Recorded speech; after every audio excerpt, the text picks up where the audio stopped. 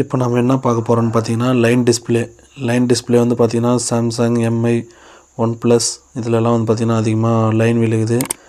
இந்த லைனுக்கான சொல்யூஷன் வந்து பார்த்திங்கன்னா லைட்டர்னு சொல்லிட்டு எல்லோரும் சொல்லுவாங்க. எப்படின்னு பார்த்தீங்கன்னா லைட்டர் எடுத்துன்னு வந்து பார்த்திங்கன்னா இங்கே லைன் வர இடத்துல வந்து லைட் பண்ணுவாங்க.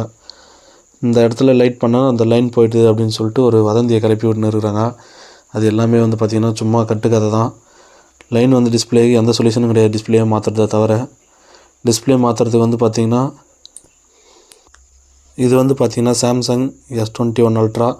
இந்த மொபைலுக்கு வந்து பார்த்திங்கன்னா 3 வருஷத்துக்கு உள்ளே இருந்துச்சுன்னா 3 வருஷத்துக்கு உள்ளே இருந்து சாம்சங் S22 மட்டும் இல்லை 23, 24 எந்த மாடலாக இருந்தாலும் 3 வருஷத்துக்கு உள்ளே இருந்துச்சுன்னா சர்வீஸ் சென்டரில் ஃப்ரீயாகவே மாற்றி தருவாங்க. 3 வருஷத்துக்கு உள்ளே இருக்கணும், பில் இருக்கணும். இருந்துச்சுன்னா வந்து பார்த்திங்கன்னா அந்த லைன் டிஸ்பிளே வந்து ஃப்ரீயாக மாற்றி தருவாங்க சாம்சங்கை பொறுத்த வரைக்கும். அதே ஒன் ப்ளஸ் மொபைலாக இருந்துச்சுன்னா ஒன் ப்ளஸ்க்கு வந்து பார்த்திங்கன்னா பில் பாக்ஸ் எதுவும் தேவையில்லை. 3 வருஷத்துக்கு உள்ளே இருந்துச்சுன்னா மட்டும் போதும். வாங்கி ஐஎம்ஐ நம்பர் வச்சு எப்போ ஆக்டிவேட் ஆச்சு அப்படின்றத அவங்க வந்து பார்த்திங்கன்னா செக் பண்ணிக்குவாங்க. அதை வச்சே பார்த்திங்கன்னா க்ளைம் பண்ணிக்கலாம், ஃப்ரீயாகவே டிஸ்பிளே மாற்றிக்கலாம் நம்ம.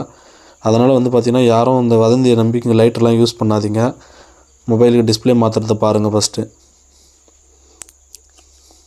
இது மாதிரி யூஸ்ஃபுல்லான இன்ஃபர்மேஷனை தெரிஞ்சுக்கிறதுக்கு நம்ம சேனலை சப்ஸ்கிரைப் பண்ணிக்கோங்க, லைக் பண்ணிக்கோங்க.